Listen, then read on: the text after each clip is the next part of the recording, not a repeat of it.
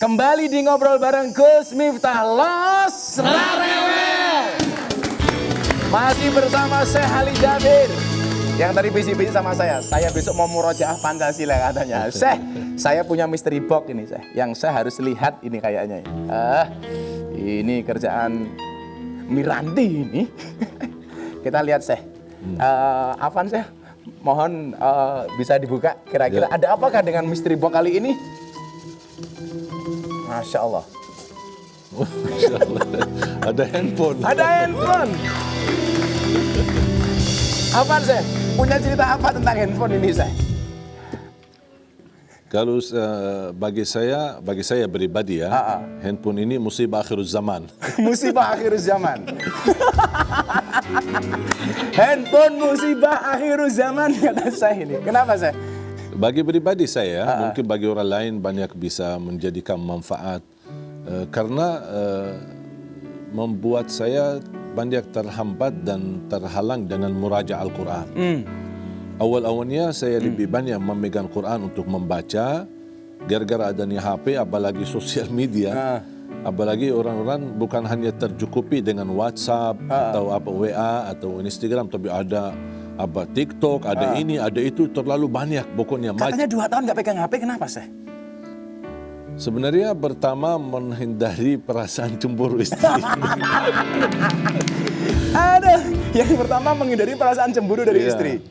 Yang kedua sebenarnya ingin lebih banyak memperhatikan Al-Quran. Karena saya merasa gara-gara HP, walaupun Alhamdulillah saya berusaha selalu melayani jamaah dengan maksimal. Karena banyak kan tanya jawab, diskusi dengan jamaah. Tapi membuat hal ini terhambat banyak amalan-amalan yang saya biasa lakukan seperti wirid-wirid, zikir-zikir. Begitu saya pernah mencoba meninggalkan HP beberapa waktu dan kemudian membandingkan tambah HP bagaimana saya bersama Al-Quran dan wirid. Kemudian kalau bersama HP bagaimana? Ternyata saya menemukan lebih nyaman ketika menjauh dari HP. Tuh dengerin kalian, lebih nyaman menjauh dari HP. Kalian punya HP, si istrinya buka HP, dibuka provos dan pengamanan. Tuh, begitu ditelepon nomor istrinya. Juga para istri mempercayai suami seperti Syekh Ali ini luar biasa. Maka saya sering mengatakan kepada para istri, kecantikan wajahmu hanya akan mendampingi sampai tanah, tapi kecantikan akhlakmu akan mendampingimu sampai jannah. Masya Allah. Ternyata menghindari cemburu istri salah satunya tidak dengan menggunakan HP. Ya, begitu. Jadi begini Syekh, ini kan apa yang biasa Syekh sampaikan ketika menghadapi pandemi seperti ini Syekh. Tawakal seperti apa untuk menghadapi pandemi ini? Sebenarnya saya selalu percaya apapun terjadi sudah tertulis dalam takdir. Artinya tidak ada sesuatu yang terjadi kebetulan. Dan kita harus tahu apapun ujian, mau itu COVID-19, mau itu musibah keluarga, musibah kematian keluarga atau orang yang kita cintai. Ini sebenarnya kita harus tahu itu ujian dari mana? Dari Allah. Terus yang mengangkat ujian siapa? Allah Subhanahu wa taala. Makanya kita harus belajar ketika kita menghadapi sebuah masalah, jangan kita berkata, ya Allah, saya punya masalah besar. Tapi kita ingatkan bahasa kita kepada masalah. Wahai masalah, saya punya Allah yang lebih besar. Masya Allah. Bukan wahai Allah, saya punya masalah yang besar, tapi wahai masalah, saya punya Tuhan yang maha besar. Ini luar biasa loh. Tapi betul-betul saya ingat nih. Ini jadi pelajaran bagi saya bahwa HP ini musibah akhir zaman. Karena banyak suami istri bertengkar hanya gara-gara HP gitu. Maka beliau luar biasa. Saya selalu meyakini di belakang lelaki yang hebat ada istri yang luar biasa. Tapi kalau saya beda. Di belakang lelaki yang sukses banyak mantan yang menyesali. Itu tadi obrolan ringan saya dengan Syekh Ali Jabir. Sekarang waktunya celoteh dan tausiah ala Gus Miftah. Banyak orang ketika diuji masalah itu belum bisa ikhlas dan sabar. Sebagaimana tadi yang dicontohkan oleh guru kita Syekh Ali Jabir. Maka bagi kita seperti saya yang belum bisa bersabar dari masalah, yang belum bisa mengikhlaskan sebuah masalah, saya teringat bahwa manusia ternyata diciptakan dari tanah. Kenapa manusia diciptakan dari tanah?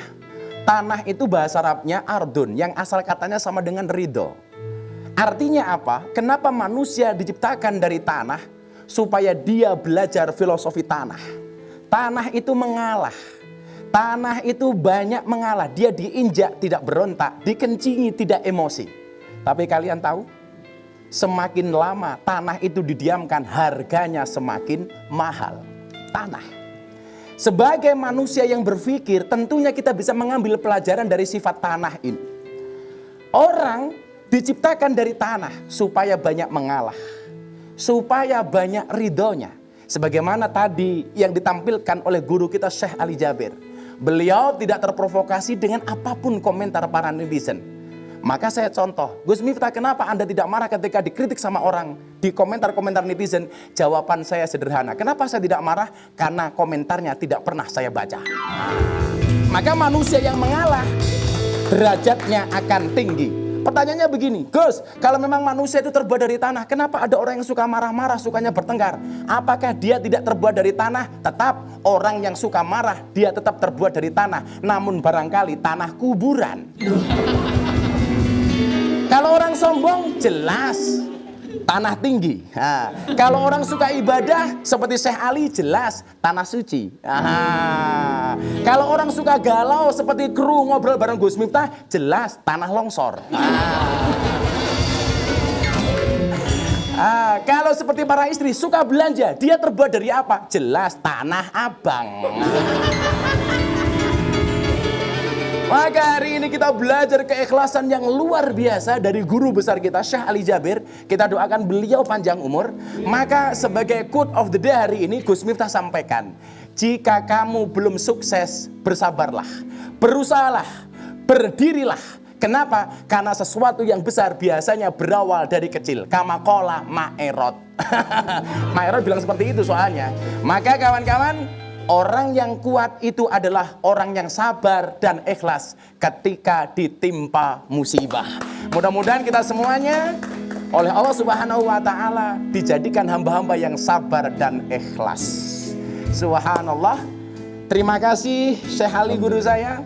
Terima kasih Sobat Kepo. Insya Allah kita akan ketemu minggu depan dengan bintang tamu yang luar biasa. Tetap di ngobrol bareng Gus Miftah. Los Rarewe.